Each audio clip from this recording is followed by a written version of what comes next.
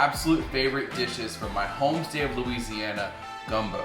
Now, if you know anything about how gumbo is traditionally prepared, you'll know it's not the best ketogenic or low carb option when you're trying to maintain those low carb counts. And that's because of the flour that's in the roux, which makes up the base of the gumbo. But I'm going to share a recipe with you that's going to show you how to make gumbo that tastes traditional without the flour, thus keeping your carb count low. So let's get started on what you're going to need. First, you're going to need a Dutch oven or a heavy stock pot. Le Creuset is the best, but this is not Le Creuset. This is Le Lage, and it is from Le Walmart. But it is going to work just fine, as is any stock pot you've got. Now there's a couple of reasons actually I like to use enameled cast iron, which is what this is. One of the reasons is because it makes for easy cleanup. When you're done, unlike traditional cast iron, you can just throw this in the dishwasher. Second, if you're not ready to serve your gumbo yet, you're gonna hold it for guests, let's say, or for the family later, this transfers easily from the stovetop right into a warm oven until you're ready to serve it. That's another great reason I like to use the enameled cast iron. But again, anything you've got, a heavy pot is gonna be great. Now, as far as the food items we're gonna need, we're gonna start with a pound of boneless, skinless chicken breast, and I've cubed this and seasoned it with our favorite steakhouse seasoning. You can use just regular salt and pepper, you can use an all season, nothing at all, totally up to you, however your tastes go. Second, I'm using a sausage, in this case an Andouille sausage. It's just a Cajun-y type of smoked sausage, but if you don't have access to this at your local grocery store, you can check Amazon, check Walmart.com, or just use a regular smoked sausage. And a word about the type of meats we're using. So a lot of folks back home like to make seafood gumbo. So you have everything from shrimp to octopus goes in there. Today I'm just making a chicken and a sausage one. This is pretty universal and would appeal to people who might not be so hip on the seafoody taste or things like that. This is just a safe one to start with, and you can add and take away things that you might not like depending on your taste. And we'll kind of cover that as we go along. But this is what we're starting with as our base for our proteins. Now for our veggies that we're gonna add, I've got a small onion that I've diced. I've got half a green pepper and half a red bell pepper that I've also diced. And then I've got some chopped celery. I've used about 2 celery stalks. That should be good depending on the size of stalks you're using. In addition to this, I've also got some chicken broth. This is 16 ounces or 2 cups of chicken broth. Now you can use bone broth if you want. You can use beef broth, totally up to you. But I found that just a basic chicken stock works really well with this. Now I've also got 1 tablespoon of gumbo filet, and it's spelled like file, right, with an accent on the E at the end. Gumbo filet, 1 tablespoon. I've got half a teaspoon of dried thyme, 4 cloves of fresh chopped garlic, and 1 tablespoon of Cajun seasoning. In this case, I've used Tony Chachere's. You can use whatever type you want, but that's what we use a lot in Louisiana. It's in the green can, Tony Chachere's. It's really, really good stuff. And finally, we've got 1, I believe it's 15-ounce can of crushed tomatoes, okay? So what we're gonna start with, we're gonna go ahead and turn our fire onto, or fake fire in this case since it's electric. We're gonna turn it on to about a medium heat and let this cast iron get warmed up. Now you can use whatever you want. We're basically going to cook the chicken and the sausage first. So if you really want to keep it with healthy fats, you could use extra virgin olive oil. Today I've got some leftover bacon fat I'm going to use, so that's what we're going to use today. But again, totally up to you, whatever you want to use. So we're just going to take some of I'm going to borrow the spoon here from our chicken broth and put about maybe a tablespoon or so of whatever oil you choose to use. And then we're gonna let this heat up so that we can put our chicken and sausage in. And so while we're waiting for this to heat, I'll just tell y'all, gumbo is one of the most, it's kind of like if you're from a place that values, like a really good chili recipe or your mom's like apple pie, whatever. There's always gonna be the people who say, this is the best one. This is the only way to make it. It's just a very, very, very like divisive type of meal because everyone's got their favorite. But I feel like this one is a really good place to start. Like I was saying earlier, if you learn how to make this, and of course everyone's got their own methods, right? But you could change it up to your taste and add things that you like more. And as we talked about earlier with the seafood, a lot of people like to use, shrimp, crawfish, all types of things that they'll put into the gumbo, and it really changes the flavor. There's one thing I didn't mention earlier, and I need to get it because it's in the freezer, I forgot it. You can use just the regular chopped frozen, works just fine, but that's the okra. And gumbo actually means okra. So the okra, even though I hated it when I was a kid, the okra is the core of what makes a really good gumbo. And so you need it, but you want to be very careful with it. Today we're going to use about a cup in this because the gumbo can also turn on you really quickly and make it a little slimy, right? So you got to be kind of careful, but we'll get into that in a minute. Okay, so it looks like our grease is just about getting hot enough. We're going to give it another couple of minutes, and then we're going to get started with that. Okay, so this is looking good. So I'm going to go ahead and put in our chicken first. Let the chicken go a little bit before the sausage because I don't like when the sausage cooks down a lot because then it sort of shrivels up, and I like juicy sausage, so I'm going to go ahead and just give that a minute while we work on the chicken. Let this go. So not to bore you to death, but I'm going to work on this for a minute, and I'll come back when it's time to put in the sausage. So our chicken's coming along nicely. I'm going to go ahead and put in the sausage and let that start going as well. And we got a runaway over here. Throw him in.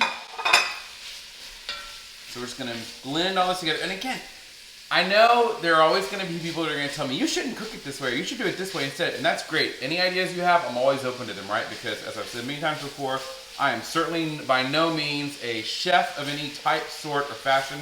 I'm just a cook who's learned things that work for me. And I'm always learning. So if you can get something from this, great. And if I can get something from you, also great.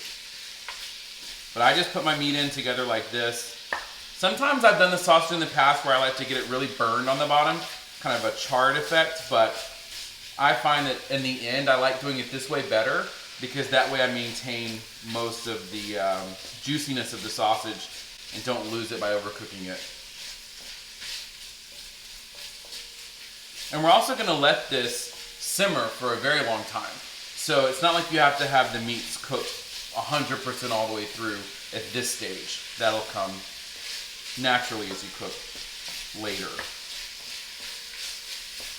Alright, so everything's coming along nicely. What I'm going to do is make some space here in the middle. Now again, this is one of those places where some people would say, you need to just take the meat out and do this separately. And I've done it that way before too, but then I say this is the way I do it, and so works pretty good for me. And what I'm going to do is take our onion, and I'm going to take our peppers, like so, and our celery. And we're going to try as best as possible to keep our meat around the edge. And we're going to let the vegetables cook in the middle. Now, this is one of those places where I say, as we go along, we would talk about different options. So, for example, Mark, he likes his vegetables a little crunchier, a little bit more raw. I kind of get like that as well, right? Some people like it a lot more sauteed. They like their onions a little more caramelized, which is if you let them go longer, that kind of effect you get from that. So I don't tend to mix this a lot. I just do it to where it has a chance, maybe about 5 minutes or so. So I'll probably cut out here in a second and kind of come back. But I just let it really get a good kind of mixing with one another, let the flavors start to blend, because we have so much more we're going to put in that's going to alter the way this tastes. You're really not going to make a big difference one way or the other with this stage. Okay, so we're just going to keep our meats around the edge, hold those for a second, and keep our vegetables going here for another couple of minutes. Okay, so our vegetables are looking good. We've sweated them a little bit. So now I'm going to push those to the side. And this is where we're going to mix in our Cajun seasoning, thyme, and our 4 cloves of garlic. Switch over to a spoon for this. Get the spatula out of the way. All right. And you're really just going to do this for about a minute or so until the garlic gets fragrant. As you know from when you cook with garlic, you got to move quick because if it burns, the whole thing is just donezo. We're just going to get this fragrant. I know you don't have smell-o-vision yet, but if you could smell this, it's so good. So good. All right, so that's been going for a few seconds. We're just gonna go ahead and mix things around here. And we're gonna let everything blend nicely with one another. Now again, like I just said, if you wanna let your meats go a little bit longer, if you want to really, you know, kind of get that charred effect on the bottom of the sausages, cook them separately, totally fine. This is just me showing you what I do and the way I like it, and then from there you can color outside the lines as much as you want. We've got everything blended here pretty well. So next, I'm going to mix in my can of crushed tomatoes, like so. And I'm also going to put in our 1 cup of okra. So again, fresh cut okra, frozen okra, you're not gonna make a big difference one way or the other. But you're gonna wanna use about 1 cup of that for this size. Now that's the other thing I was gonna mention too. You could easily double this recipe, very easy to do that. If you wanna make it a little more meatier, you can double the amount of sausage you put in it, you can double the amount of chicken, you can add shrimp, again, whatever you wanna do. This is just the basics of how I do it. So we still have our heat on medium. We've now combined our meats, our proteins, our vegetables with those proteins. And we've gotten some of the spices in, all except for the gumbo filet. And we have mixed in our crushed tomatoes and our okra. And now we are going to put in our 2 cups of chicken broth. And again, or beef broth if you want to use it, or bone broth, whatever you're in the mood for. Some people also like it a little more tomatoey. I know some folks, they'll use a can of diced tomatoes, 2 cans of diced tomatoes. It's a little too tomatoey for me when you use 2 cans of crushed tomatoes, because that's almost like a tomato sauce, right? Plus, you know, even though it's not high in carb count, tomato sauce, tomato juice does still have, tomatoes has carbs, so you want to be careful. Now here's another step where, once again, opinions will differ. A lot of people wait until the end to add the gumbo filet. I add it right now so it has a chance to marinate with everything. Just a personal choice. Hasn't done me wrong yet. So at this point, we've got everything that we're going to use mixed into this pot. And it's taken us all of probably about 10 minutes, which is another reason this is a great meal. Because even though it might take a little while to make overall, your active cooking time is not going to be that much. And it'll give you a chance later to, if you're cooking this for, say, your more carbivore folks that don't care about being low carb, you could make a batch of rice to serve this over. You can make some biscuits. I know usually if I'm serving people that don't eat low carb like I do, I'll make a batch of the cheddar bay biscuits that you can get like at Red Lobster, for example. Those pair really well with this as well. But all I'm going to do is just have all of this married to each other very nicely and wait for it to come to a boil.